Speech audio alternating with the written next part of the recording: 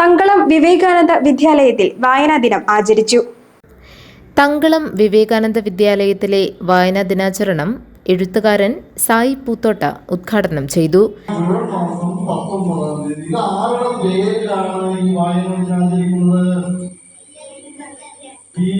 പണിക്കർ എന്ന് പറഞ്ഞ ഒരു സാറിന്റെ പേരിലാണ്. അദ്ദേഹത്തിന്റെ ഓർമ്മയ്ക്കായിട്ടാണോ അദ്ദേഹത്തിന്റെ മരണം നടന്ന ദിവസമാണോ ഇന്ന്, അദ്ദേഹം ജനിച്ച ദിവസമാണോ മരിച്ച ദിവസമാണോ ഇന്ന്, അദ്ദേഹം മരണപ്പെട്ട ദിവസമാണ് എന്ന്.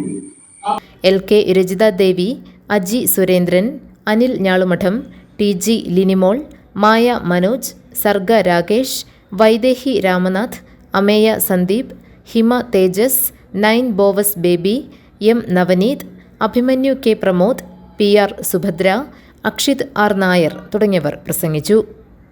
GTV news Kothamangalam.